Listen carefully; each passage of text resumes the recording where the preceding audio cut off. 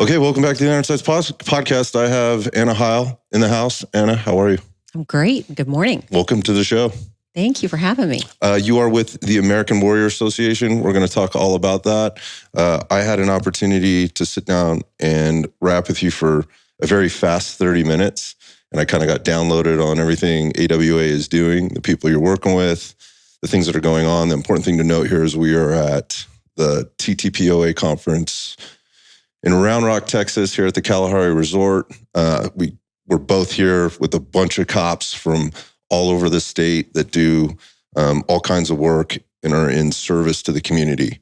And I got connected with you through Brandon Hernandez, who is the director of training for TTPOA. He said, dude, you got to talk to Anna. You got to find out what they're doing. I had an experience there that was amazing. And we've recently partnered with them to provide some services. So I want to talk about those. But before we get into that, let's just talk a little bit about you and how you found your way into all this. I love it. Yeah. Let's do it. So I've not served, right? And we talked about that a little bit beforehand. But my background's in nonprofit management and development. And so that's kind of how I ended up here at the American Warrior Association. Raised in a home where grandparents served, uncle served, when we were just taught good values, right? Like you love the Lord, you do what's right, you support, you serve, and you respect those who have given so much, right, for our country and our communities. I experienced it firsthand. I think where my kind of love and passion came for it is my sister, right out of high school, married her high school sweetheart, immediately out of basic training, and watched her, he served for 23 years in the Air Force. I learned so much, but what I learned most was that when one person in the family serves, the entire family serves. And I watched her raise kids and be an amazing mom and wife and sister and daughter with a smile on her face the whole time. And it's not an easy life. There's deployments, there's travel, there's moving bases, there's the unknown, right? Your life is kind of dictated to you. And she did it with such grace. And so for me, when the opportunity came for me to join the AWA, I said, absolutely yes, this checks all the boxes for me. So that's kind of how I ended up here. I gotcha. So I had about 30 minutes for you to download a lot of information for me the other day. So, and then had an opportunity to kind of hang just socially with you and some of the folks that you work with. And then obviously a lot of the people that were here. And so we have a little bit, we don't have such a short form or distracting environment to kind of go through some things. There's some things I would like to learn, but I think the basis for this is, and we'll talk about the people that you're working with and just kind of your intro there. Here's the deal. We have people that serve our community that are faced with a lot of things on a regular basis. And you just mentioned how that trickles down into family, community, kids, extended family, and then obviously maybe even the job that they do, on the street or away on deployments or whatever they're doing for the U.S. military, whatever it happens to be. But I think when you kind of wrap it into, if we're trying to kind of wrap it into a little package here, what's really going on, it's recognizing that folks that do this type of work are faced with a lot, and they're highly trained to do their job. They're probably a little bit of a special person in terms of the drive that they have and their ability to compartmentalize things. And we need to do a better job of training them and helping them to regulate some stuff and be able to deal with the things that they deal with on a regular basis. And I guess what that means is giving them some tools, giving them some awareness, but giving them some tools, just like the things they may have to use at work every day to get through the stuff that's being piled on. And I guess you could break it down to, there's a lot of stress. They see things, they hear things that, and they experience things that at a volume and a frequency that for the quote unquote, we'll just air quotes here, normal people wouldn't see maybe one time in their life. Right. And that impacts them. So you got this piling on of the stress. There are traumas, and that word gets tossed around a lot, and it's almost become a little bit cliched. And I don't think that people can kind of relate to some of that stuff. My experience with that is, I mean, I heard some stories last night or over the last couple of days, and I always do. They don't rock me the same way they did, but I think about how that stuff piles on for people. My own experiences, which I'm not trying to compare. I think that's a horrible thing to do across the board. And I think they try to compare, as maybe as an officer in this case, since we're at TTPOA, they try to compare their traumas to other people's traumas. And a lot of times they'll back up and go, well, shoot, man, mine's not as bad as that guy, right? So I should just suck this up. And, it shouldn't affect me the way maybe it is affecting me. And I don't truly understand how bad it could be, but they are not equipped, not because they're not smart enough, not because they don't, they're just not equipped to deal with things. And a lot of that just has to do with they don't have a deeper understanding of why it's bothering them, or how it's trickling down into behaviors and things that impact all the things in life. And I guess the end here is we have to preserve their quality of life so that they can live a normal existence, and the people around them can do that too, especially the people that want to support them that also don't understand. So that's kind of what I take away from this. My experience, again, is I've worked with some other foundations or organizations, nonprofits, and I've seen the results of what happens when you do give people tools. And a lot of times the result of not doing that means a suicide. Mm-hmm. People are eating their guns, and before doing that, there were so many opportunities to help them. And I've not ever talked to one person that's been on the friendship side of that, or the partnership side of that, the wife, the husband, whatever, that said, I wished I had known because I could have helped them. So there's a guilt associated with, a lot of times that's what leads to this end result. But at the same time, it leads to them feeling that guilt for not being able to help them, not knowing what to do. And so they need tools too. And that's one of the things AWA is doing. So I want to talk about all the stuff that's been going on here and how it's been integrated. Again, what TTPOA is doing, and hopefully that just helps people maybe think about how they might approach it, in their own cities, in their own towns, in their own agencies. Yeah. You said it, right? At the end of the day, these are human beings, and we forget that. I feel like civilians forget that these are human beings underneath that uniform. We have to take care of the human being that's underneath that uniform.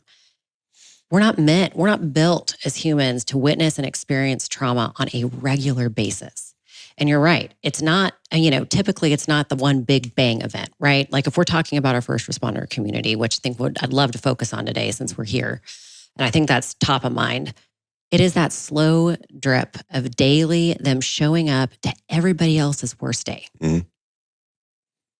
What about them? Who's showing up for them on their worst day? And that's where we just forget. Put on the uniform. That's part of your job. Suck it up. Move on.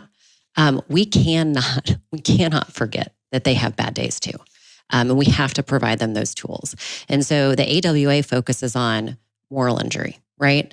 You're familiar with moral injury? Mm-hmm. Okay. But let's not skip over for anybody that's listening that maybe thinks they understand that and they really don't. Go for it. Outline it. So we focus on moral injury, especially for our first responder community and our law enforcement community, because what that is it is not a clinical mental health disorder, right? It is when you witness and experience trauma on a regular basis, it is the psychological, emotional, and spiritual toll that it takes on you, on the individual. Everybody's familiar with PTSD. Everybody knows what that means. PTSD is rooted in fear, right? You have this big event, shock, startle, all of this, body, heart rate, right? You can be triggered again, have these PTSD symptoms rooted in fear. Moral injury doesn't happen at the time of the event. Moral injury happens afterwards. It's when your conscience and your brain is trying to make sense of what you saw because it doesn't make sense. Mm.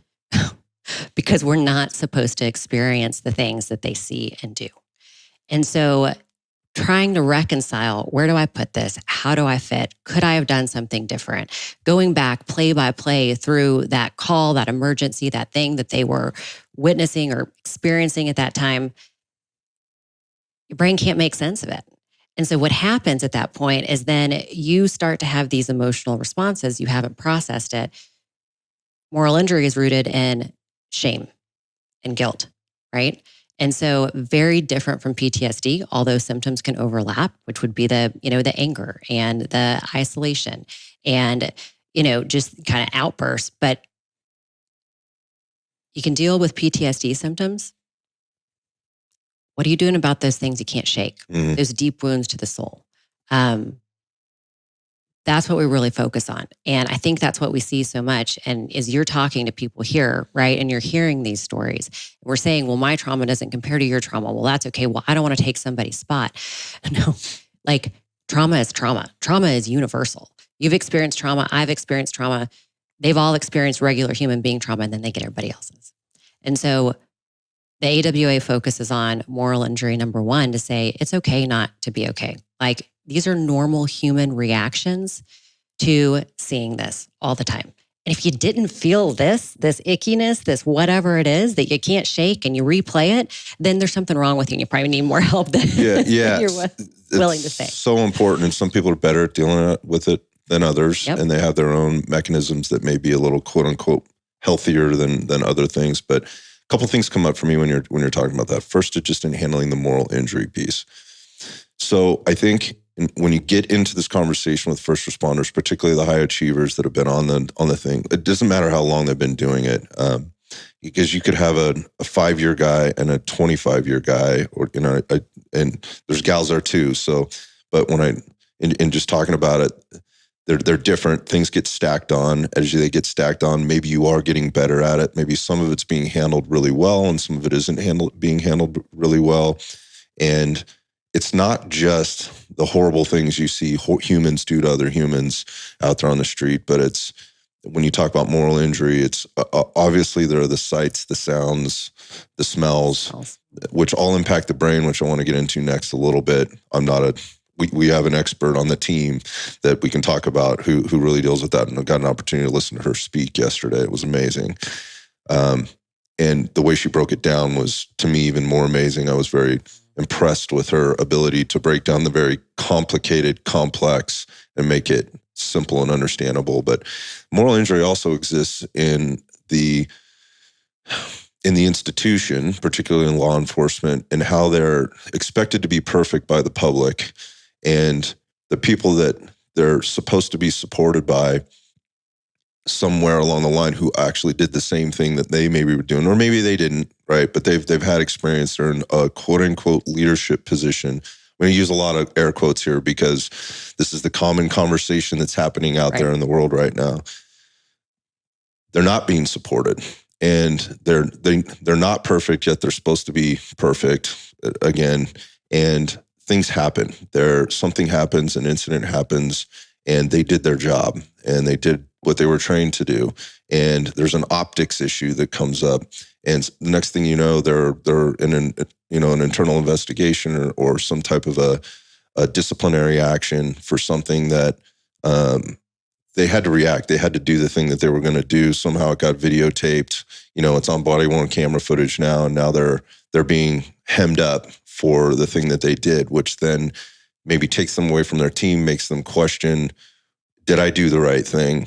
And in some cases, it winds up in somebody losing their job or losing a position on a team, or being disciplined in a way that they don't understand or they can't really get. And in the last, let's say, 5 years of law enforcement, that's gotten even wildly different for a lot of reasons. So the moral injury comes from also, this is what I've recognized, some of the horrible things that have happened to them by, inside the institution of law enforcement. They're doing it to one another. Yep. And there's a lot of, I find it very interesting, particularly in the SWAT community, which is who we're primarily surrounded by this week, is that they eat their own. Cops eat cops. Yep. I hear that all the time. I go and I sit in, and it is, Anna, we have tools and resources, and we have time to decompress, and we're encouraged to take care of our emotions. We can handle the day-to-day job.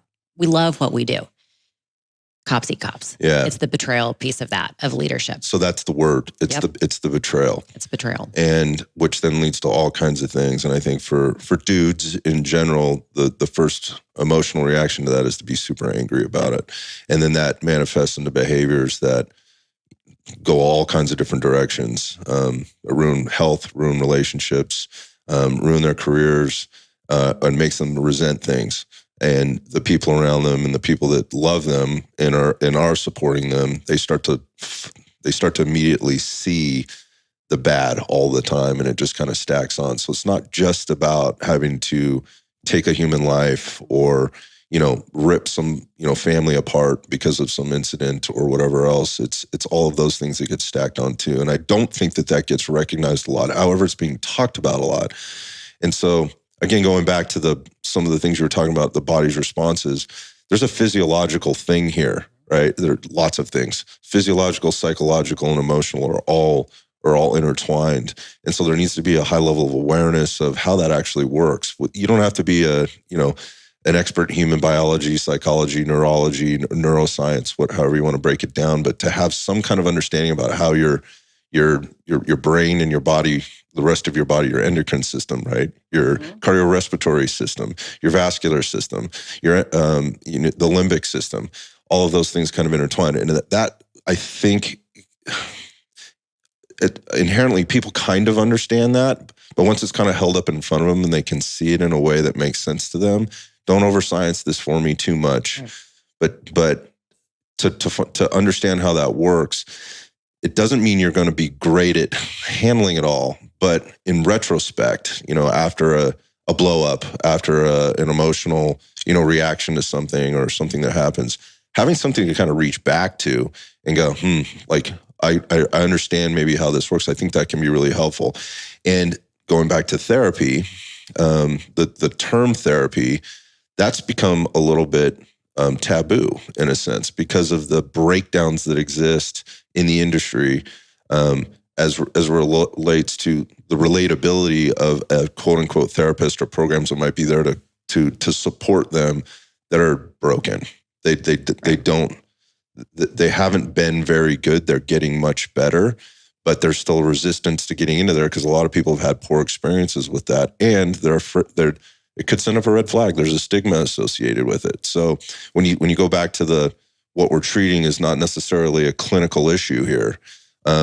If we can make some distinction or separation from that, I think it's an easier thing for maybe people to accept or adopt and maybe want to dip their toes into a little bit to understand it. I think the challenge is like, how do you get them that information? And that's what AWA is solving for. Right. Yeah. So we created our new, which is why we're here again this year. We've come every year just to support and offer up our programs, our Warriors Refuge programs. But we're here this time because we created R3, Respond, Restore, Resolve.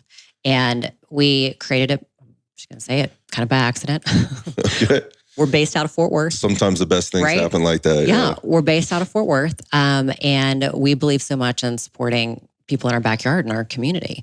And so in 2022, we had a 200% increase in law enforcement attending our Warriors Refuge programs. That's outstanding. And these are 5-day programs, men's and women's, focus on moral injury. We can talk more about this later. But so I just started picking up the phone. Like, did I hit marketing right?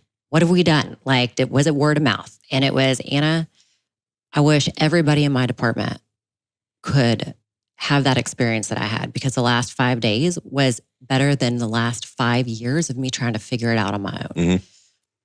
And so I'm going, well, why can't you just get the time off and attend these resources? Okay. Right. Little me with my rose-colored glasses on, right? Coming in and saying, this is going to be great. Let us partner with you. Right? It's a blessing and a curse. Oh, boy. Yeah. So, and they're like, it just doesn't work that way. It's stigma. I can't take 5 days off. If I do take 5 days off, I'm taking PTO, because I sure as hell am not telling somebody that I'm going to go on a retreat for my mental health with a bunch of men in the mountains, right? Mm-hmm. Also, I got to go home and tell my wife that I'm taking my PTO in the summer to go hike through the mountains of Colorado with a bunch of dudes, and supposedly I'm going to come back better, right? Right. Everything's going to be fine. Yeah. So it's just, they're like, first of all, that's, just barrier to access. And then if anybody finds out, am I going to be questioned? Like, are there going to be professional repercussions? What does that look like? So I said, this is stupid. Talked to our board about it. Great relationship with both Chief Noakes and Chief Davis in Fort Worth and Mayor Parker. And so we took them to lunch and we just said, listen, you got to do something, right? These are people who need these resources. You love them. You support them. We're right here in Fort Worth. Like, what can we do? Mm-hmm. And Mayor Parker said, Anna, do it. Like, we have to do a better job of it. We can't wait until the blow up and have, and expect and put the onus on the person who's hurting and struggling and they're at that crisis point to figure it out. We got to get them beforehand.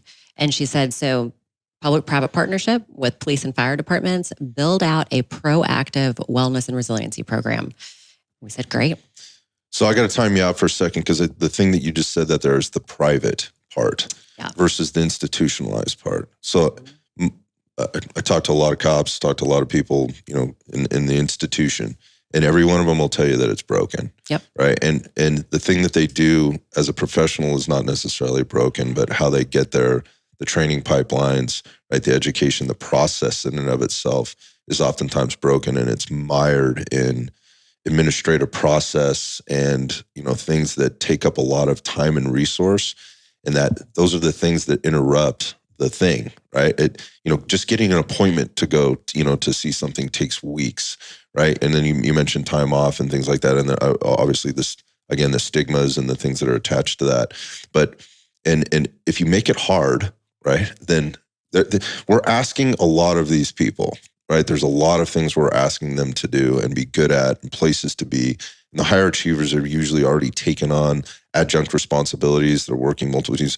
One of the things here for people listening that are kind of hearing this for the first time or the show for the first time, I didn't realize this actually till I came down here and got sort of immersed in it it was early March. I went through a basic SWAT school. I got invited to a basic SWAT school. It was an amazing opportunity to kind of just be around those individuals and work with them and train with them and kind of see the things that they went through.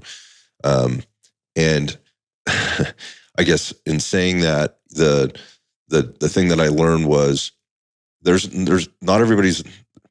I think people look at SWAT and they go, "Oh, we have this special team that does these special things," in our communities where they have the cool gear, they show up to the worst stuff and whatever. But there's only like 4, maybe 5 full-time teams in the entire state of Texas, which is massive. So these are part-time teams, which means these guys and gals do other things. They're part of other teams. They have other duties, whether it's patrol to a specific, investigative division or, narcotics or whatever that they're doing. And they're oftentimes like also a firearms instructor, also part of the wellness team, also, they're doing other things. And so again, if you're making it hard for them to do it, or to get into something like this, or even take the time to listen, understand that they have a lot of things going on, and they're also supposed to be moms and dads and sisters and brothers and, all that stuff too. And so the private piece and taking it outside so that it isn't institutionalized and it, for lack of a better term, it can't get fucked up by the institution is huge. So talk about that a little bit. Yeah. I mean, it is broken and nobody trusts. And if they have taken the chance and said, you know what, I've got to go get some help. I'm going to go through EAP or I'm going to go see the department clinician or whatever it might be for you. The experience has been poor. Either long wait times to get an appointment or had to go through paperwork and whatever it is, or they go and they see the clinician and they start to unpack what's going on and the clinician is not culturally competent. And then she's turned around crying in the background, right? And then you got this poor guy sitting there going, well, now I caused some secondary trauma right there. Like, what am I supposed to do? Right. Yeah. Right. And it just keeps building. And so you have to take it outside of the 4 walls of the department. You just have to. And so that's where that private piece is so important, because these men and women do wear multiple hats and multiple jobs. And most departments, unless you're in a really big one, you don't have a formalized wellness unit. You have somebody who gives a shit and they've created some kind of peer support, and they're out doing it on top of everything else that they're doing. And their phone rings off the hook. It's another one of those adjunct duties, right? Yep. And so we recognized that you cannot put that burden on the individual first responder with 5 jobs. They have the heart, they have the passion, but that's where that private entity comes in. So that's where we come in. And so we literally, everybody told me I was crazy because I said it has to be police and fire. Like they show up at the same calls. Yeah, they do things differently, but they're seeing the same things. It's got to be a combined initiative. Let's start chipping away at that stigma again, right? We've got to change the culture where it's one of inclusivity and support, right? Of everyone. And so showed up, I baked sugar cookies with my kids. Okay. Let them put sprinkles on them. My girls wrote little notes. Yeah. Yep. And I went in and again with my rose-colored glasses on, it was like, let's go, guys. Right. Like, let's build it. What was the response? They all kind of laughed, you know, there were some jokes about, you know, the hose draggers and the, why didn't you bring donuts and the whole thing, you know, and they kind of felt each other out a little bit. But Fort Worth is unique, right? Because they have this awesome training facility, the Bob Bolin Complex. And it's like, I mean, it is incredible. And it's one huge facility and police is on one side separated by a lobby and fire's on the other. Okay. They never crossed. I haven't been there. Yeah. And they never cross. You have to. You either go left or you right, and that's just what you do. Yeah. Right side's blue, left side's red. Literally carpet. It's hilarious. Okay. Like, and so we've already created the separation and the distinction, which I'm sure they appreciate, but at the same time could be a challenge, right? Yeah. So brought them together. I mean, and once you kind of get past that little feeling each other out, it was quickly recognized this is way bigger than just us. Mm-hmm. It's way bigger than just Fort Worth. We have the opportunity to have experts, right? This private partnership, their team come in with all of their knowledge and come in and just be an extension of us and do the hard work and help us get through all the red tape, right? Because golly, what do we love to do? We love to just chain of command, red tape. It's got to go up and come back 3 times. Yeah. And guess what? I don't work for the city. Right. That's a learning process, I'm sure. Yeah, right. And I don't, but the beauty to that is that I'm not a police officer or first responder. I am part of this process and I am a community member. And so guess what? Like I'm going to go straight to whoever I need to go to and say, did you know this was the case? And I'm going to need your help. And we're going to get shit done. And so started in September of 2023, just started building out processes, right? So it was, first of all, you got to have paid training time, right? That was number one thing. You have to give men and women training time so that they're not having to take PTO and so that it's coded as training time, not mental health leave, not anything else. We train all these other firearms tactics, de-escalation, all this. You have to train to be resilient and mentally well. So how do we build out this process, right? Different for police and fire, worked internally, got that taken care of. And then, okay, here are all the resources available to you. And for me, this was a huge win because I'm sitting here at all these networking things and I have friends who are running these incredible nonprofit organizations that serve the first responder community. And they're like, Anna, I can't tap in. Like I can't crack through. Yeah, right? Nobody trusts. Right. Like, and so you have that. And so now I have the opportunity to open the door for all of these amazing resources and just hand them over and say, here, use them. They were built for you and your families. Use them. And so what R3 does is we aggregate and we vet really high quality nonprofit resources that are all over the country. And we put them through an application process and insurance and all of it, right? We vet, interview, we create vetting teams within the departments. And there's guidelines for those. And we may meet quarterly. I mean, and it is rigorous interviews and all of it to make sure that these resources are the highest quality and they're culturally competent and that they get it. So we built out this amazing framework. So now you have the training hours, right? It's completely confidential. You fill out one form, it goes to one person, that's it, right? They pulled out all the stops to make it work. So you got the training time. They can go pick from this bank of 20 additional resources that have been approved by the department. Because if you're struggling in your marriage, you're not present in your job, right? And so you may need to just go to a marriage conference with your wife, whatever, right? Like finally do these things. It meets the individual's need where they're at and not just the stock standard. It's not a box ticking exercise. No. You are providing for that individual. And we haven't ever been able to do that before. It's you bring in, we check the box, we did the training, we did the grounding techniques, we did the breath work. Great, you're good to go. You have the tools. Right. False. No. Yeah. False. So this meets the individual where they're at. So we have all these resources, we have the training time, and, we're sitting there and we're talking and we're like, you know what? Counseling. Like, our programs are wonderful. I mean, can't wait to share stories about that with you, but they are amazing. But you're going to unpack some heavy shit, right? And it's just 5 days. And you do need, like, if you unpack some things and you're like, man, I actually need, my drinking's not just, okay, I need some additional help, right? Or I unpacked some stuff and I'm going to have to really navigate this. I need more personal care. So we recognized that really early on that this was going to be great, but we wanted to continue that can have that continuum of care for them. And so we built out a culturally competent counseling program as well. And so same thing. We went out and we vetted the best counselors that work with, our first responder community, but our veteran community as well, so that they get it, they understand, right? And so we have partnered with 15 clinicians at a credible rate. And we had a private donor in Fort Worth give a significant amount of money. And through that private donation plus departmental grants, we paid for over 650 counseling sessions in 1 year. Yeah, so 1 year. So you got some metrics there, and that's important when you're delivering back that information to the people that are supporting you, and obviously the institution. Like what actually happened here? Show me the numbers, right? And where's all this money going? And I think that's a challenge in this too. Is a lot of people, I've seen a lot of organizations try to start things, but haven't been able to navigate things very well, and they have a plan.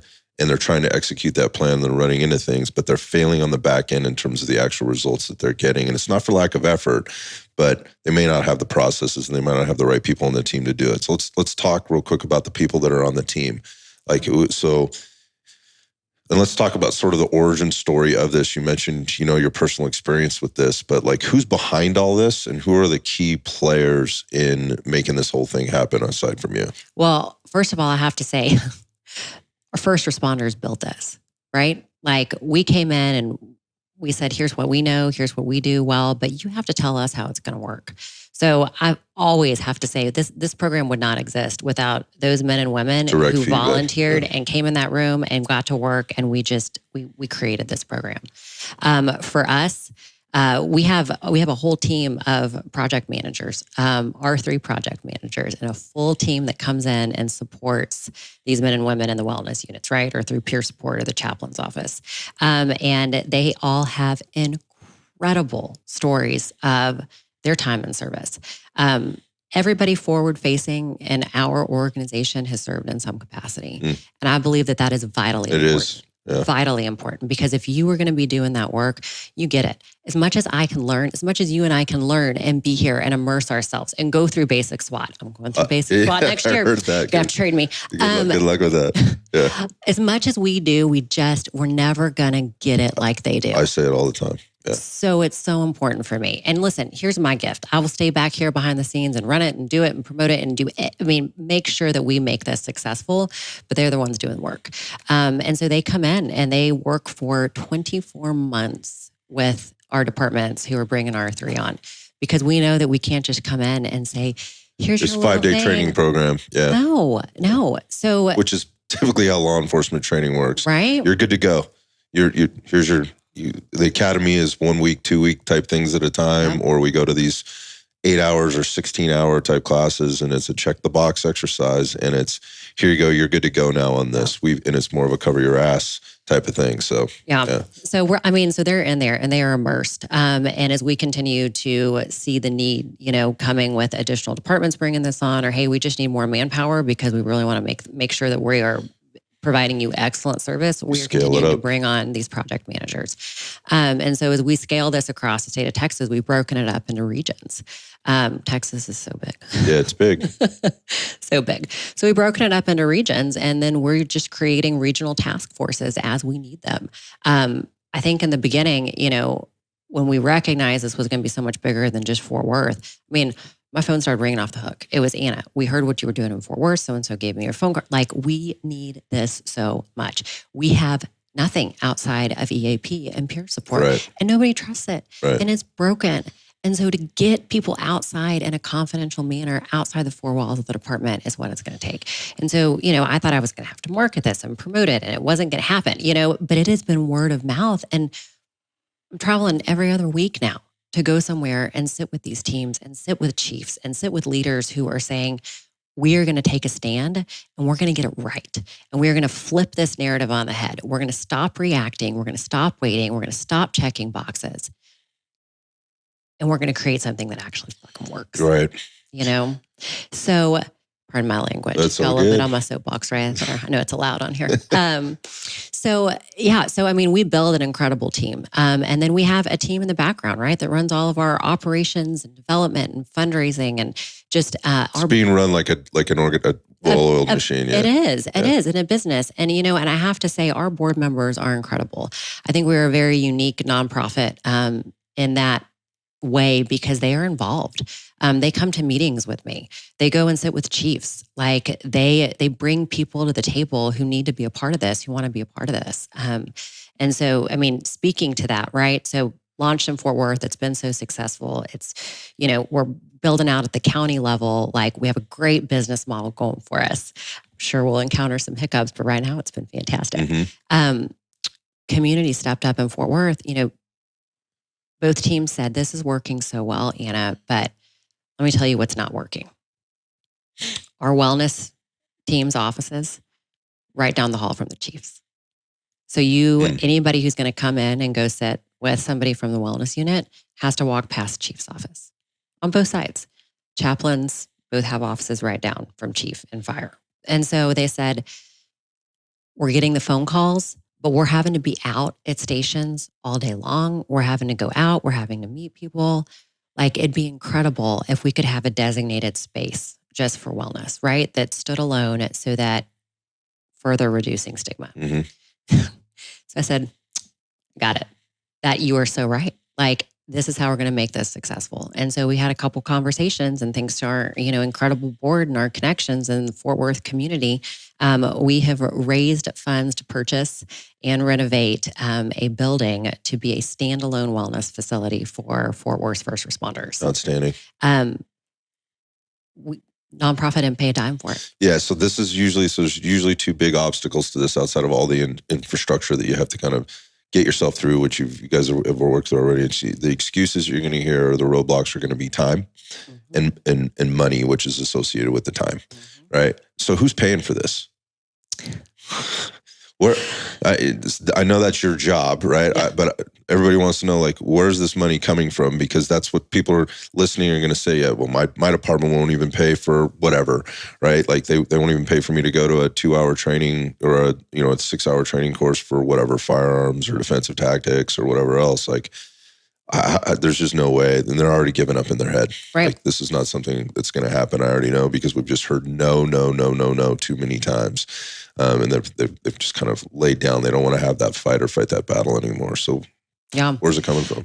So that's the beauty to a public-private partnership is that you have incredible community members who want to step up and help support this and provide resources and counseling, funding and buildings and just all of it. But there is an upfront cost. So we do our best to make it as affordable as possible, but there is an upfront implementation cost. And the beginning, we thought, okay, well, this is going to need to come from the departments, right? Like it'll have to go through budget, we'll do an upfront cost. How are we going to do it? Well, it's just size. Like there is a cost associated to this, right? And so we just use a t-shirt sizing model, extra small department to extra large department. And what we realized is that these tiny departments, volunteer, all of these things, they're never going to be able to afford it. So how do you do that? You share resources, right? So we're implementing at county levels. And so working with the county, there is funding there, right? And so you're taking just a little bit, right, from each city within that county, going into the pot, paying for this. And it's just a one-time fee. And then you're done, right? You get the team for 24 months. We continue to walk alongside you. But all the resources that we provide, completely free of charge. And they're available to everybody. So what I heard you say there, I think, was the county's paying for this. So it's not up to the agency. It's not the agency's responsibility to fund this for their people in their agency. You got to collect a pot. Yep. It covers out all the agencies in the county. And I mean, it looks different everywhere. Yeah, so I was just going to say, because some people might be running interference on this, Right. but you got the collective, the greater collective that's going, no, we're doing this. And Right. so that, well, there may be pushback at this particular agency, or we don't have the money for this, or whatever the excuses or things may be, roadblocks, obstacles might be, is they're not making that decision. The county's making that decision. Well, yeah. I mean, and that's what it is. It takes it out of the department's hands to not want to put it in budget. And we always get told no. And well, we have great relationships. Like, we are meeting with your mayors, your council members. They want this, right? Your county commissioners, they see the value in this. And so every single one of them looks different. And you should know me by now. I've never heard the word no. Right. It doesn't exist. It's just no, not this way. Well, let's figure it out. And so we have a county that we're working with right now that said, all of our tinier ones, we have all these interlocal agreements. They're never going to be able to afford it, but these couple big cities can. And so one of them's taken funding from their own nonprofit, right? And then the bigger cities are covering it, and they're splitting it between police and fire. And so it's so nominal that it's a no-brainer at that point. And then the resources are shared. And let me tell you what else that does. Okay, I'm going to go down my rabbit hole. We can come back. No, yeah, go right ahead. It forces community. It forces the community. You're sharing the resources. You're showing up. You go out to these calls together. You're doing everything together. But now you have peer support from a big umbrella, not just in one department and nothing in the other one, right? And so you create peer support in this massive umbrella, and you're able to go. You can have a police officer who's never going to trust his police officer peer support, but they might for fire. Well, guess what? You're all running the same program, right? They know the exact same resources that are available to you.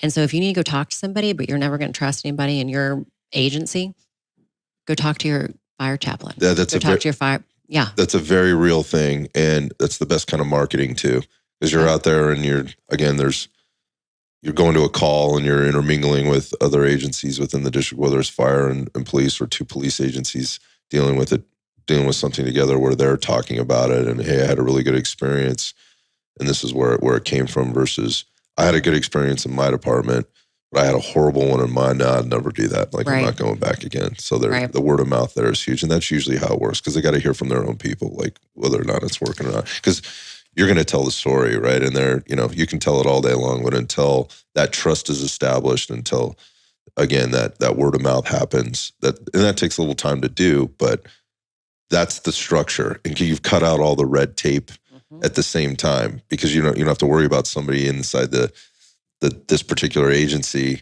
again, running interference, but at the same time, not marketing it, not talking about it. Like, you don't have to do anything. You don't have to do anything. You're part of this, whether you like it or not, right? And other people are talking about it, and I get it. Yeah, I get it. I think that's huge. And that's really what it's about, right? And then at that point, it can be a train the trainer model. Like, that's what we want. Right. We want these departments to take this framework that we bring to them and say, this is what's worked. This is best practices. But what's going to work for you? Because all of them are different and individual. And so tailor it specific to you, and then share it. Go out, use it, right? It just works. It's so simple. I mean, I have people look at me and they go, that's really all you do? Yeah, it's really all we do. So that's all? We don't try and come in and tell you what to do, and this is how you do it, and give you, a square peg program to fit into, that doesn't work, and then say, bye, do it. Like, no, we become an extension of your team. You build it for what's going to work for you. And then you have something that's going to outlast you, right? It's not attached to the person. It's not attached to the department. It's not attached, people change and move units and all of it. Like, you are building a lasting program, and you're building your legacy, right? We created this, and it's going to be here 20 years after I'm done. Another huge problem, right? Because you may have somebody that's on board that's very short-lived. Their tenure there is 3 to 5 years as a chief, as an example, or whatever. And they may be really on board with this, but the next one coming in, not so much. And things easily fall apart there. Yeah. So again, this, you said legacy, but it kind of self-reproduces. It's, along the way, and you don't have to worry about that. I think that's huge for people, because if they have hope, they have trust, and they built some level of trust, maybe with, again, their leadership or whoever's kind of behind this program, and then they're gone and then it falls apart. They have too many things to do. They can't go chasing around. The next person doesn't have the time or the energy to step up to do something. This is a huge job. So you guys are taking care of it. Yeah. So again, it's new. Yep. It's new. And so we are learning as we continue to grow. And I will always be transparent about that. I mean, I learn something new everywhere I go, right? Every department's new, every county is new. And I'm learning, okay, well, we can do it this way better, right? And I hope that it always stays like that, because if we think that we've got it all right and we're not trying to figure it out, then it's when it falls apart. It's never going to work. Yeah. So we are always constantly learning and growing, but it's been good. Like, we haven't had pushback with, the upfront implementation fee, especially with the way we try and structure it. We get really creative. We have an incredible program development director, and she helps with grants. And so there are grants available for counseling and training and resources. And so, internally, we know there's going to be that additional need, right? And we don't have counseling funded for everybody, but we have a team that comes in and helps you do that. And so we come in and we say, Fort Worth is the model, right? This is how the community stepped up and served. Like, this is what your community can do too. And here's your plan for that. And let us help you with that. And when first responders see that their community has stepped up to support them, and they see them and they recognize it, and they want them to have the resources to be healthy and well and do their job well, completely shifts that mentality. We're dealing Goes with back to the moral injury. Yeah. There's hope again. They see me, they value me. Okay, I'm going to try it out, right? And then it just gets better. Yeah, I just had this conversation with a local chief yesterday, as a matter of fact, and we talked about values. What do they value in their officers, and what do agencies value in their officers, and how are we what message are we sending, and what skills or what funding, what things are we doing in order to improve those things and stand on those things. And yeah, a lot of it comes down to, I don't feel like I'm valued here. What am I supposed to do? You're asking me to do this job, but you're not really giving me the support I need to do it. Or I'm afraid that if I do it, I'm not going to get the support. Yep. And there's also a little bit of, hey, I don't need a pat on the back all the time, but an occasional acknowledgement of job well done, or, hey, thanks for doing that, goes a long freaking way. And if you don't have your finger on the pulse of that, you're probably in a pretty nasty, I would just say probably non-productive culture. You could get so much more out of people when they have the skills to deal with the things and they feel like they're supported in doing it. So we talked about infrastructure, right? And all the work that's been put into doing this and what you're doing to grow it, scale it, work through the challenges, the new things that come up. We talked a lot about process, right? And in your particular process. Let's talk about like what somebody could expect inside the environment, right? So if I am a first responder, fire, police, whatever, and I go into what are the things that they can expect to get from this? Because you mentioned, hey, there's all these different things. It's not the same thing. It's not a one size fits all. We have to understand who the person is, meet them where they're at, is what you said, and then work from there. But what are the things that they could expect when they go? Because going back to things like EAPs, peer support, people talk a good game on that, but the end result generally doesn't match up. So maybe go through that a little bit. For sure. Well, part of it is that we come in and we run a massive education and awareness campaign. And we focus on moral injury because moral injury provides that light bulb moment. And I want to step back because I want you to understand what happens inside the department, right? So when you talk about, everybody knows what PTSD is, okay? What's that last word? Disorder. Mm-hmm. What happens when you tell somebody they have a disorder? That's the label. That's who they are. It's an identity. Right. I am PTS. Right. I'm broken. Right. I can't fix it. I have a disorder. It's going to be with me for forever. I'm labeled with this. Right. What do you think of when you think of an injury? I could get through this. Like, I just need direction. I need a diagnosis, right? I need an evaluation. I need a diagnosis. And then I need a return to play program. Yep. You can heal an injury. Right? Take some time, take some work. Sometimes you gotta have a cast, sometimes you gotta have just a little Band-Aid. They're not all the same, yeah. Right? but you can heal it. So what moral injury does, and people will look at me like I'm crazy. It even happened in our training yesterday. I always ask that question, how many of you heard of it? It's always one person. And I'm always amazed because I'm going, y'all, please. But they've all experienced it. They've all, right. And so when we come into departments, we do a training. We do trainings. We go into the academy for a week. That's a huge point. Yeah. And we start it in the academy and we say, your department values you. We value your skills. We value your wellness. We value all of it. We value you. And so this is what we provide to you. We do it different. And so we start in the academy. So they learn about moral injury. They learn what it is. We come in and different partners come in, we'll come in, people from the wellness unit will come in and say, this is what you have available to you. Let me talk to you about all the resources, including everything that EAP provides. Because guess what? There are some really great resources that you can utilize. I don't mean to bash that. Right. It just has such a bad connotation. Yep. Here's what we provide. Here's all the trainings and education that we provide, right?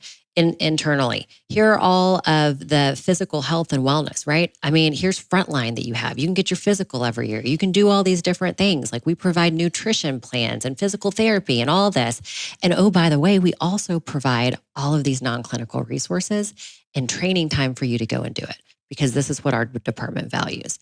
So we start at the academy and then we run these huge campaigns. I mean, we film and video and pictures and have people tell their stories. We push out via text message, Chiefs Corner newsletters. I mean, any way you can imagine, we do. Facebook pages, all of it. But it's the people in the department, the first responders in the department. You're seeing a familiar face and they're telling their story. They're being vulnerable, right? And they are saying, I've struggled. I'm one of the ones who had the closet door break. But guess what? I got the help. And now I'm sitting here and I've promoted twice since then. Mm-hmm. Like, you do this so you can promote, right? This helps you be better in your career, in your job. And so we run all of that. So you are getting fully immersed in this is different. Mm-hmm. For the ones that have been there 20 years, I still get an eye roll sometimes. I'm sure. Okay. Not everybody's going to love it. But they have to see it, right? Right. You don't stop telling them the story. No. Yeah. And so you have that huge piece of it. And so that really creates all the buzz and the acceptance and the okay, and then maybe I'm going to try it out. Well, then you have these incredible peers, right, who are running this program for you. And you are able to go in and you're able to ask the questions, right, of, hey, struggling with my marriage, or my kid's not doing okay. Do you have anything for my kids? Yeah. Let me point you to all these things that I have. So there are specific things you can finally come and you can say, I need this, this, this. And they're going to say, we have it. Let me connect you to the person who can help you get there. Also, landing page, easy resources, barrier-free access. Right. Privacy. Right. Confidentiality. Anonymity. Yeah. If you don't want to go talk to somebody, that's okay. Because everywhere where you see a face or a name or a card, there's a QR code. That QR code takes you immediately to a landing page where you have 3 steps on how to get your training time, right? Here's a form you fill out, Click here. Go down and choose from one of these approved trainings. You don't have to ask permission for this. Nope. Yeah. Go. Here's who you email the form to. Name and phone number. And then this landing page has every single resource available to them. So it's their peer support. For fire, it's 440. It's all the EAP stuff. It's phone numbers. And then you have all of your additional R3 vetted resources on there as well that you just click from. You can read through them. What does this one provide? Okay, this one's faith-based. This one's not. This one does whatever. Oh, I can go to Alaska with my wife for a week on a marriage conference. Sign me up for that. Like, all right there in front of you. And you know exactly how to get the help you need. But if you don't want to go through the wellness unit, you don't want to take your time, you're just going to take PTO because you still don't trust, great. It's all right there available to you. One click. Because that is what I kept harping on in these meetings. You're making this too hard for these guys. Yeah. Yes. As soon you're sitting on your couch at 1:00 in the morning and you're finally saying, F it, I'm going to go get the help. I can't do it anymore. If they have one roadblock through clicking through their phone to get there, they shut down and you've lost your chance. Anybody that understands marketing gets this, right? Especially in today's day and age. But more so, you've been there. Right. If they don't have Apple Pay on their website, I'm not buying it. Right. My cart will stay there and I won't purchase Right. clothes. Right. So that's what you can expect. You can expect ease of access. We've removed barriers. We've said it's okay. We've educated. You have chiefs who have removed rank for their wellness unit members. They said, forget it. Our wellness team, they don't have rank. They have my full authority when someone needs help to get them the help that they need and do it properly. And I trust them implicitly because this is my top priority. That's what you can expect in a department who has said, I'm not going to lose someone. It's not an if, it's a when. It's gonna happen. And we have to do something else. So you're an officer, you're a firefighter, that's what you get. Everywhere you have somebody who has been to one of these training programs, who has gone to the counselor that's right down the road and says, it saved my marriage. Mm. You have somebody who's sharing their story. They're in your face, posters in the gym. You have a wellness unit and team and chaplains across departments that you can go and see. Everywhere you turn, it's saying, we see you, we support you, there's hope. What happens when you go to one of those training programs? Okay, I'm going to be a little skeptical. You're like, I'm going to try this process arms out. are going to be crossed and head's going to be back. Yep. Right. I got you looking down the nose a little bit. Right? Yep. You go. You get that in any training program, by the way, like what these guys go to. So, or these folks go to. I've been to several of them like that. It always starts like that. So that's whoever's on the giving end of that. Mm-hmm. If they have to understand that, right? And they have to be patient. They have to be skillful. But anyhow, okay. So you try it out, right? I was skeptical. So-and-so told me I needed to go. I'm just checking it out, right? Toes in the water, right? They go. They come back. They can't stop talking about it. They want to tell everybody. I have chiefs ask me all the time, we've done all this, Anna, and I believe in it and I see the value in it, but how are you going to get the word out? Because we do all this all the time. Like, how are people ever going to trust it? Send 5 people. Or go through the experience yourself. They're going to come back. They're going to come back and they're not going to be able to stop talking about it. And what happens is then they turn into peer support. They plug back in. They say, I want everybody to have the experience that I had. And they are out there just go, go, go. Like, they are being the mouthpiece. They're being hands and feet on the ground. They're asking the second follow-up questions when people say, oh, I'm fine. Yeah, well, I noticed you haven't been showing up to work, right? Like, you get built-in peer support and you're not having to do anything for it. Yeah, my experience, my one and only experience with AWA on this is, his name already came up, and that was Brandon. And again, I was down here a couple months back and I had the opportunity. He was super gracious. I actually stayed at his house. So it's one thing to hear from Brandon, who's a friend, and I know him pretty well, but to hear the same thing from his wife, right? So it wasn't just in his experience and how it changed him, and that he had tools to work with and things that he was working on. But to your point, he wouldn't shut up about it, right? To the extent that he's like, dude, if you're coming to the TTPOA, you need to meet this person. I need to get you in front of it. We need to get the word out on this. That's my personal experience with that, from a guy who is not afraid to put himself out there, right? And at the same time has been, doing the job for 20 years now, or whatever else. He's finally getting that, 18, 20 years later, however long it's been. And to hear, his wife jump in on that and say, yeah, this was super important, super impactful, and things are better. It can get better, right? And that's just the one marketing piece that I've heard before I heard from you. So obviously when he said, look, you got to get together with Anna, I was like, okay, let's do this. Let's figure this out. Let's talk about some of the other experiences. I mean, some of the other stories. I mean, some of the things that maybe surprised you, in this. I don't know if there was anything that came up. I mean, I knew we'd have an impact, but I didn't expect this kind of an impact. Is there anything out there you can share? Yeah, absolutely. So hope. Right? When was the last time you had somebody say, I'm hopeful, I have hope again? Again, that was a conversation that came up in a previous podcast. And those were questions that would pose to the audience basically before we sat down with this chief. Like, is this just another cycle, or is this a cycle, or is it over, in terms of leadership and, where the institution law enforcement is and the profession itself. And that's the word that came up. It's like, there's hope. I don't know exactly where this is going to happen. There are things that can be done, and here's a process to get that done. But yeah, hope. I think a lot of people are not hopeful, and we're seeing that in spades right now, just in general in the professions. Like, I can't do this anymore. Like, it's just this. It's just taken its toll. I'm done. I don't have it anymore. They've worn me out, kind of thing. So to the question, it's been a lot. It comes up, but it's not in a positive way. That for me was, that was most eye-opening, I think, is you have these men and women coming back and there's hope. They say, I am hopeful for a better future. I am hopeful that this actually is going to change my department and the culture not just here in my department and my city, but across the state of Texas and across the country. Like, I am hopeful that people will finally realize and see this is what it takes. There is hope restored for all of it. There's hope in their marriage. There's hope in their career. There's just hope. And I love that word. Mm-hmm. That was most surprising for me, I think, with just hearing that word come from these guys, who just these big old, to say, I have hope again, Anna. And you're going, oh my God. Yeah.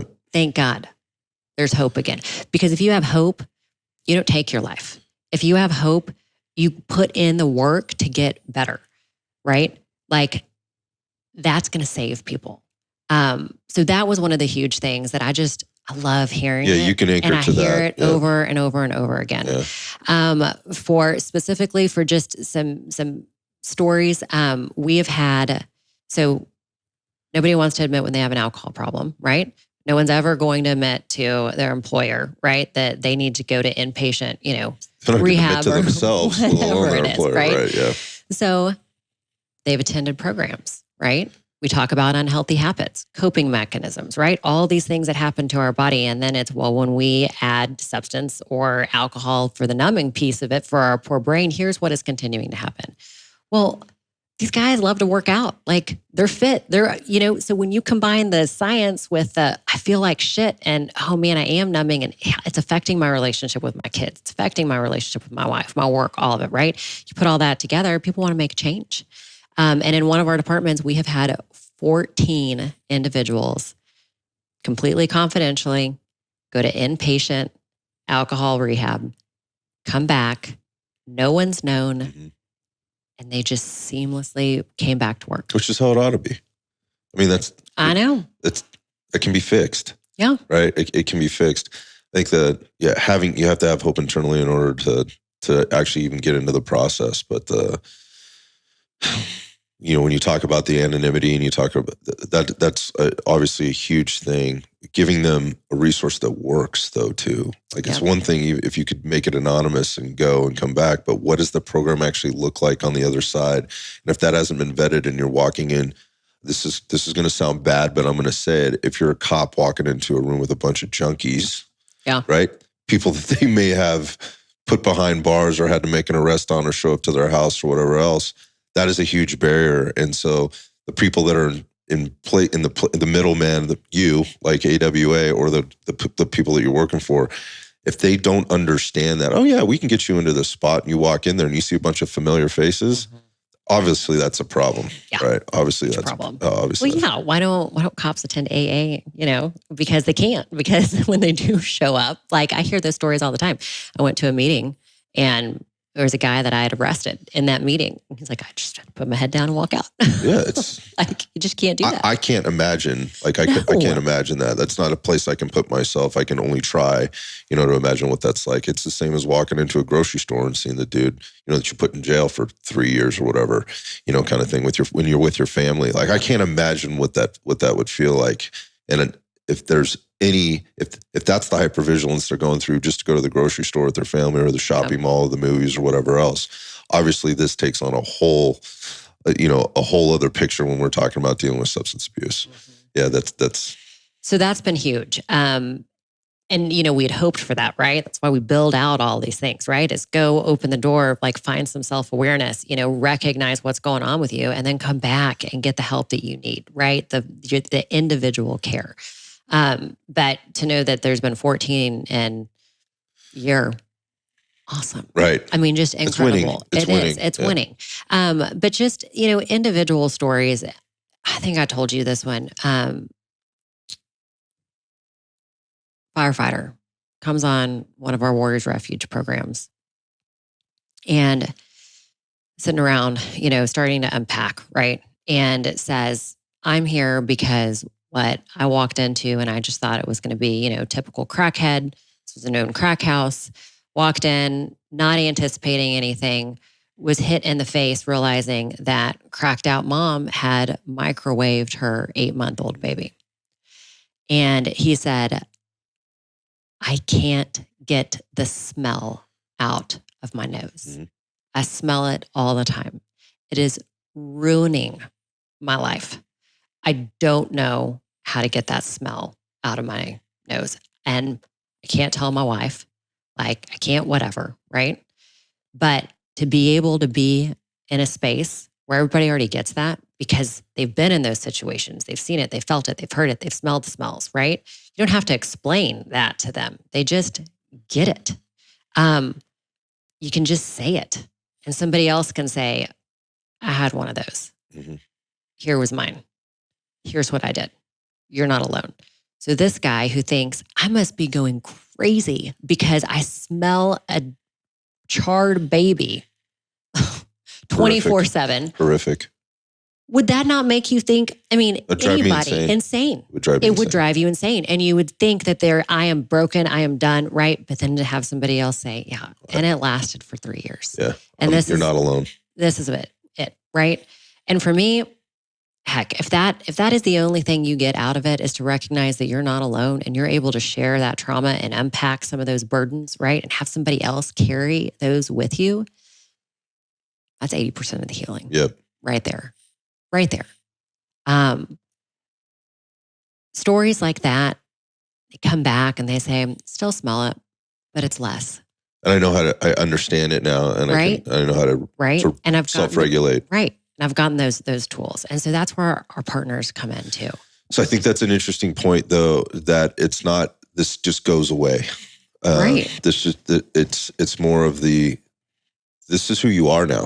Mm-hmm. This is not something that's just, you can give a pill, right? Or a 1-week seminar or whatever, and it goes away. This is the new normal. So how do we deal with the new quote unquote normal? And I think there's, I've heard similar stories. I've had folks on the show. A friend of mine, Travis Gribble, is on this may be insulting, but I say on the speaking circuit, talking about the same things and encouraging first responders to go get help, that there is hope, and the things that he went through, the triggers that exist, and how to deal with those. I mean, if you listen to Travis's story, he's been through a lot of things, and one of those things involved basically sex trafficking of a young child, and that child was duct taped, and it didn't impact him at the time. It did, but he didn't respond to it until later. He kind of downloaded. He put that 10 pounds of shit in a 5-pound box, basically. And where it came out was going out into his garage and seeing a roll of duct tape on his workbench, and immediately has a panic attack. And didn't understand why. Like he was having he thought he was having a heart attack. And this stuff happens all the time. And nobody's going to tell you that. Like he was in the garage by himself, didn't say a word, right, to anybody about it, and didn't understand that until later. Now, he's got duct tape on his workbench now, right? At home, but it doesn't impact him the way it did. And he didn't understand why that was happening. He never associated the two, number one, because the brain was protecting him from the thing, but it did have a response. And so again, when you say stuff like that, like I can't get that smell out of my nose, I think more people suffer with that, with things like that. Maybe they're aware of it, or maybe they're not. But I've had enough people tell me in confidence or in privacy, and I shared Travis's story because he shares it all the time. But I've had them tell me stuff in confidence that I'm like, I can't imagine, I can't relate to that.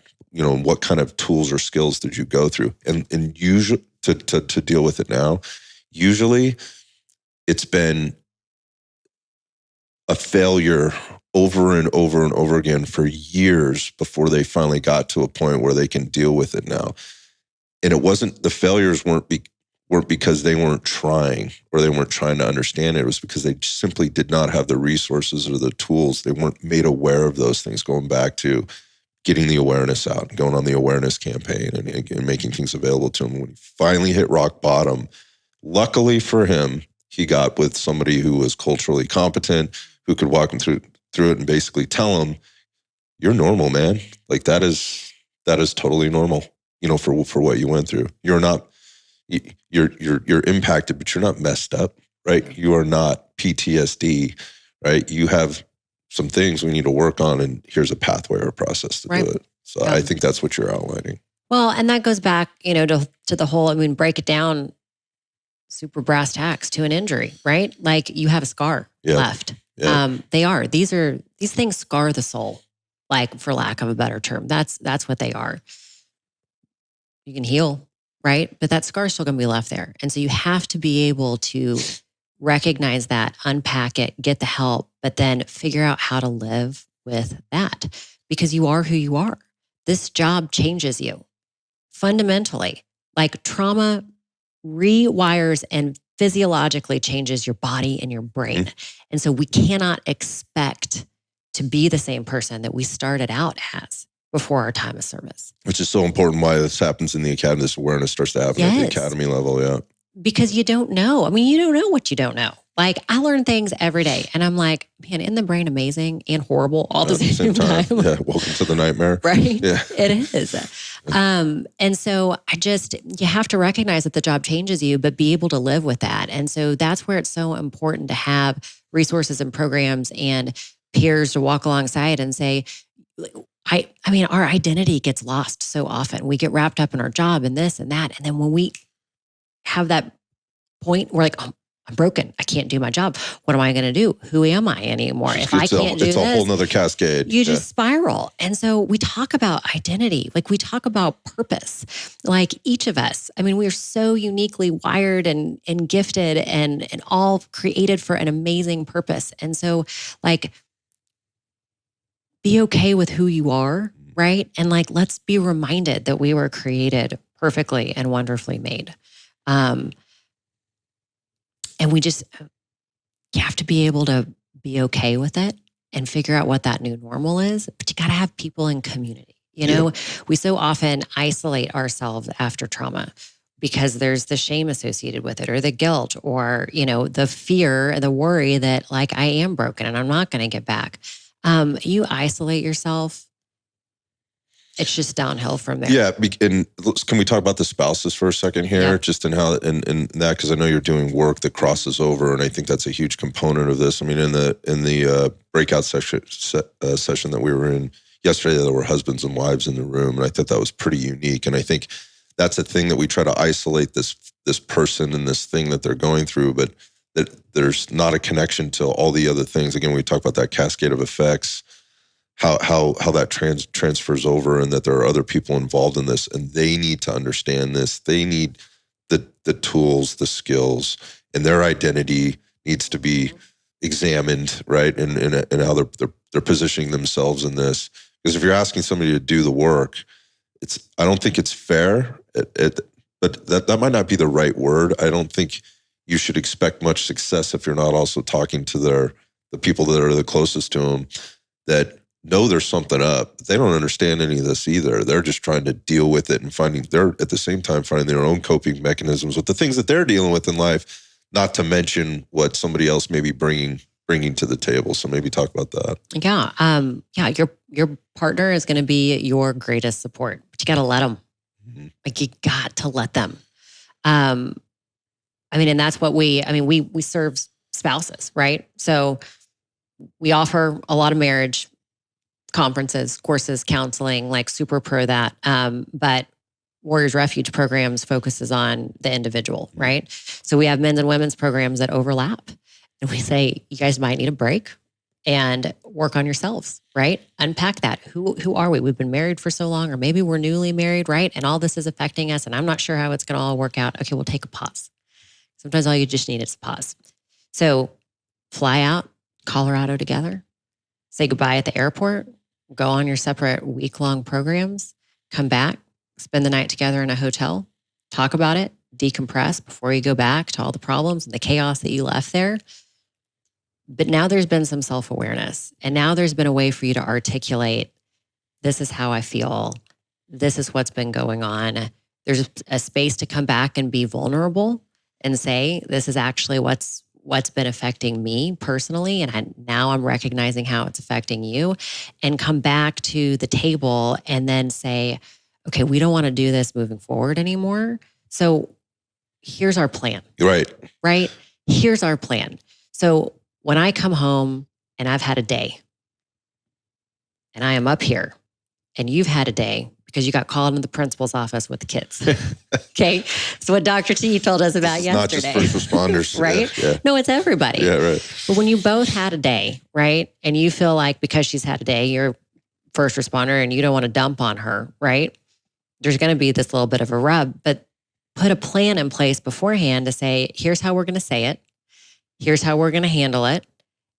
You tell me if you can hear the whole thing right now, or if we just say our safe word and we cut it off of, it might just be, it's been an effing day. It seems simple, but it needs to be talked about. It does. It's like anything else. Yeah. And then give time to decompress, right? And you have these tools and these things that allow you to decompress, to come back home, or just simply self-regulate, because kids are going to be at you and your wife's going to be at you, and there's going to be all these things, and you're still going to be like this, and heart rate's going to be elevated. Okay, well, breathe. Right? It can be as simple as that. So we got taught breathing techniques yesterday. Right. That was awesome. Right. I want to do it right now. Right? Yeah. Simple things like that to just help regulate the heart rate, help regulate the nervous system, right? And get the brain to slow down and be able to put you in a place where you're not hypervigilant and right? Yeah. Where you can have a little bit of that discernment, right? Like, let's turn on that logical, reasonable. Yeah. Let's get out of the alligator brain for a minute. For sure. For a second can be enough. Yeah. And that's hard. But these are the things that I feel like are just missed, and they're so simple, and they're so easy, right? Just self-regulate for a moment. Be present. Yeah, I wanted to talk about the spouse piece of it, because again, I think that's so important. And again, the skills are not isolated to, first responders and the things that they go through, but the trickle down from there and how it impacts your family and where you put your time and your energy. And I think people look at it as being a little overwhelming. Like, now I have to do all this work at home too. Like, I'm trying to do all this on my own and whatever else. But it's like anything else. Like, yeah, it's a little hard, at the beginning, maybe a little awkward, and you have to kind of sift through some things. But the better understanding each person has, it takes the edges off of that a little bit. And it's a constant process. It's not go away for a week and everything's better. As long as it gets a bit better, like we're leveling up 1% at a time, each time. I've been through that personally myself, just having to kind of step back, understanding where my person is, right, in their particular day, and her understanding where I am in my particular day. And sometimes we just we're just going to sideline this for now. It doesn't mean it's going away. We're just going to sideline this for now and kind of do this thing, escape, find things to do together, to where we can downregulate and get ourselves to a place where, okay, now we can have this discussion and we're both not up here. Again, I think people look at that and go, yeah, man, I've heard that before. And again, I'm just being that skeptical, person, because I was that too. I don't need this. Like, this can't be that difficult. Like, I'm a dude. I can handle this. Like, just go ahead, dump it on me. It's fine. That happens over and over and over again. And now you're onboarding all of that stuff. And it just makes, it doesn't get better that way. It doesn't get better that way. And then they wind up behaviors, there's things, there's reactions, there's emotions and all that stuff. And it just breaks stuff down. So again, I got to witness a little bit of that yesterday. I've gotten the feedback, the marketing, right, piece from people that have gone through this, and also the hearing, at the beginning, like, yeah, I hesitated. Yeah, I was a little skeptical. I was a little doubtful of this. I went in with my arms crossed and my head back, and I'm glad I went, and it's changed my life. I wonder, so just kind of moving forward, maybe here and wrapping this up, just with, as you're expanding it through Texas, right? And you've got your hands full. And I'm super happy for you and the organization. And again, I got to stand in front of a couple of people that were involved in this, or a person that was involved in this. You've got Dr. T, who's amazing and is part of this as well.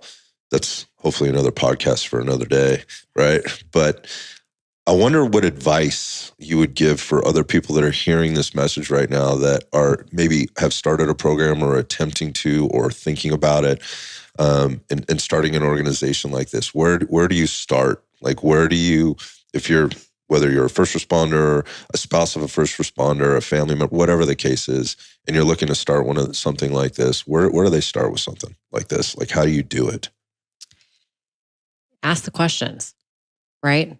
Like, just ask the questions of what is actually going on, right? What do I actually need? I think that's number one. And then being willing to be vulnerable as well. Like, you have to be willing to put in the work, because if you just show up and you check a box and you're not putting in the work, that's what you're going to get out of it. Nothing. So you got to be ready to put in the work. What I'm really excited about, and I think the way that we kind of open the door for this and start to normalize it more, is that you have TTPOA, who has said, we train. We train. This is what we do. We give you the best possible trainings that are available. And they are excellent. I don't think there's another organization in the United States. I don't know about the world, but certainly the United States does as good a job as they do. No. And their leadership said, we can train and we can train and we can train, but it means nothing if we are not mentally and emotionally and spiritually well. It means nothing. Because if you are distracted, if you have shit going on, if whatever it is, you can have all the training in the world and it's not going to matter. And so they have taken a stand and said, we're going to give you not only all the best firearms tactics and training and all of this for you, right? Like we already do. We're going to give you the very best resiliency and wellness trainings as well.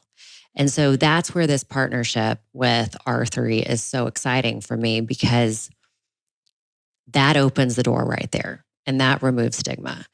And if the best of the best and the most macho guys out there, right? And the toughest guys out there and the ones who are doing some of the hardest jobs are saying, we got to train this too. That's where you start. And so you're going to be seeing TTPOA will be seeing a whole lot more. Full landing page, right? Like I'm going to be there all the time. They brought on a mental health professional to their board to help vet and make sure that quality is there and that they are on the right track. I mean, they are pulling out all the stops to make sure that this is good, which is incredible. And so this community can trust that. This community can trust that. And so for us, we are going to make it easily available and accessible. So all you got to do, ask the questions, ask who's been there, be ready to do the work, because it's going to suck. Right. Like, it's going to hurt at first. It is not going to be easy. I do not like to self-reflect. Who does, right? Like, it's hard. It's hard to say, yeah, that's me. I got to do some work on myself. But it's going to be right there, available. You can trust it. The quality is going to be there. Just go. Right. Just go. Right. It seems to me you're putting a bit of a playbook together here, right? You already have, and it's continuing to evolve and develop as you're going through this process. And I think we hear a lot of talk, out there. And I think you said something actually before we hit record today, and that was we have to stop talking about this and actually do something about it. And you just said it. It's like you have to do something. And part of what I take away from, kind of what you were saying is the numbers piece. Like, there has to be collaboration, there has to be numbers, and it has to be kind of everywhere. It has to be in department leadership, at county leadership level, and not just with the chiefs and the, and the chaplains. It has to be with the city council and the mayor, and obviously with the rank and file, right? And it has to be on the boards and in the tactical officers associations and all the associations for that matter. I mean, it's not just the TTPOA and other parts of, and I don't know what exists here in Texas. I wouldn't begin to know, but there's narcotics officers associations, and there's canine officers associations, and all things, and they're all dealing with the same stuff. So it's got to be everywhere. You have to hit it everywhere. It can't just be isolated, and you have to have people that are willing to do the work to go out and do that. And once you've got that, at least now you've got kind of a footprint to work from, and it won't be pretty, and it's going to be a lot of work, and you're going to learn a lot of things that you probably didn't know, and you're probably going to be disappointed, like that's going to happen, and but to your point, like, I don't know what the word no means, so I'm just going to keep trying and find a different angle. But I love, and just, this is the piece I think that is so important, is this is coming from the outside, right? What you have is you have an entity that doesn't care. There's no repercussions for you being told no. Right? There's no repercussions for you for ruffling somebody's feathers or telling them how it is. Like you mentioned, we've taken the wellness coordinator's rank away. I think when people maybe heard that, they're like, whoa, what are you talking about? No, we're talking about removing the barriers that exist between when I have to get permission from somebody to do this. You're not asking for permission, right? Right? You're going to beg for forgiveness later, kind of thing, and it's going to take those types of individuals. So when I ask the question, like, where does somebody start with this? Obviously, you just have to go. You have to do something. You have to ask questions, and then you have to take the next steps. It can't just be talk. And so I mentioned this to you when we were chatting, in the lobby a couple of days ago, and that was, I hear a lot of talk, right? And there's been a lot of talk, and it is and it should be a popular subject matter to be discussed. But just talking about it without taking action is not helping the problem. In fact, it could be making it worse. And there's opportunists out there that are trying to get in on that conversation that are messing it up for everybody else. I've seen that, and I don't think it's with intention. It's just, you're talking, but you may not fully understand this, and you're not taking the next steps or the work. What are you going to do next? And I think that's an important piece of this. And sometimes it takes people from the outside, a lot of people from the outside, to get something like this done. If you're looking inside your institution for them to solve this problem for you, stop it. They're not going to solve it. Stop it. The government is not going to provide that for you. They're never going to provide you enough training. They're never going to provide you enough money. They're never going to provide you all the gear.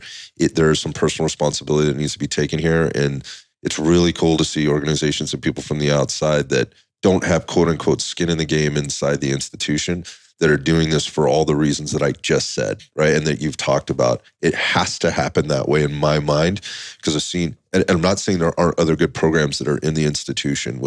Again, I want to be really clear. Right. And you said that already. I'm not bashing EAP programs. No. I'm just saying, from the people on the ground that need it the most, they're not super happy with what's going on. I work with clients and people all the time that have been through this, first responders, particularly mostly police officers, that are bitter about what they had to go through. And then a lot of times they're in front of me, it's because they're at the end, man. And if they don't get help, they're physically, they're a wreck, right? You mentioned something about fitness and working out, and like a sign is when that person that puts so much into working out, maybe it's a coping mechanism, but also maybe it's a path to obviously do the job and do it well. Where when they stop working out, that's a sign, man. That's where that hope is starting to get lost.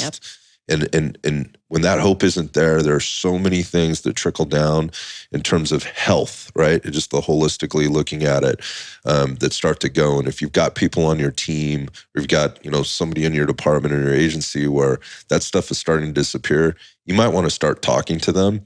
So it starts with a conversation, but then there has to be a pathway, a next step. So talking about it and having peer support is great, but it's not a one size fits all. Some people, that's all they need. They just need to get some stuff off their chest. But for a lot of people, and we're seeing this, they need much more than that. So to have those resources, you can't be expected to find those for them. Like, you can't expect to know as that peer support person where it's all go. You need to have an immediate, again, one click, one call, one email, whatever option. So as you're talking about these things, if you are not out there proactively looking to find those solutions like you guys are doing, you got to ask yourself, like, where is this going, and how much good am I doing? I am not saying don't be supportive of people. That's not what I'm saying. But there has to be a next level. So I'm interested to see how this playbook works out for you, and how much it can expand. I'm not suggesting you take it outside Texas right now, but it's very encouraging to hear that it's going as well in such a big state, right? With so many agencies and so many people, with so much ground to cover, literally geographically to cover, that it's going as well as it can go. I mean, what is there anything you can talk to us about, like what's coming down the pipe, special projects, things like that? Yeah, we can tease it up, give us some insights exclusive. Texas has always led the way. Like, I feel like Texas leads the way in our nation for a lot of things. And I feel like we still kind of get it right. We're not perfect, but we kind of get it right. And so we have been advocating at the state level for proactive confidential resources for all first responders. State funding, state awareness, all of it for all first responders. Okay. Not sworn law enforcement, not just firefighters. Where are our telecommunicators in this? Or dispatchers. Yeah. Right? The admin staff that see it, hear it all, and they never get to know how it resolves. Like, they just, could go on and on about that. For all first responders, that's what R3 is. Okay. All of them and their family members. And so it has taken off at the state level. We have gotten great traction with conversations and support, and this is really different. And we've been checking all these boxes over here, but I want to learn more. And so May 14th, the state of Texas, there will be resolutions on the House and Senate floor, and they will declare May 14th Moral Injury Awareness Day moving forward. So we'll be down there with all of our first responders from across the state, and have them, I'm gonna get all emotional here, and have them be honored that day on the floor by our elected officials. Again, to say, we get it. Like, we haven't gotten it right. We're committed to getting it right. And this is step one in that process. Right. I can't tell you what it looks like. I mean, it's a machine. I am grateful that we are able to be a part of it. I'm grateful to have a voice at that level for all of our first responders across the state, especially the ones that feel like there's not anything there for me. And for them to be seen and recognized. So we are thrilled about that. I'll course, keep you updated on all those things, and just how it progresses across the state. But people are waking up. They get it. We can't lose any more lives senselessly because we've been busy checking boxes and we're not willing to think outside the box. And the beauty to this is that, like, we don't have to do it alone. Like, it's not just us. R3 is about collaboration. I mean, it's going to take everybody doing it. It takes you and this podcast, right? Like, you have come alongside all of our law enforcement community and the first responder community and said, I am going to share your story, right? This is where I'm gifted. This is what I can do. It's going to take all of us. And so I am so thankful that there are organizations out here that are fighting the good fight right alongside me. And I can say, let's partner and link arms and let's do it together. And so what I would say for anybody who's listening to this and says, man, I have experienced great things with this program or that program, please reach out. Share. My word, share. There's an application that you can fill out and become a partner, because we have got to all do it together. And I believe that we all get territorial and weird things. Like, y'all, there's enough trauma for all of us, for every single organization the pie out there. is big enough, yeah. 100%. And so that's where the beauty of it is. And so I want to say thank you. Like, thank you. You came from fitness and background, and you just saw the need. And here you are, and you're in Texas from California. You are encouraging and loving on these men who are here. That's huge. I appreciate that. That's huge. Thank you. Yeah. And so we have that coming down the line, right? And we do intend to expand nationwide. But you know what? Texas is our home. Yeah, you got to. Like, we got to do it right here. I think that's another thing too. Like, you got to take care of your own first, right? Yeah. Like, it's what we're asking these people to do. Take care of themselves first. It's okay to do that. I totally appreciate that.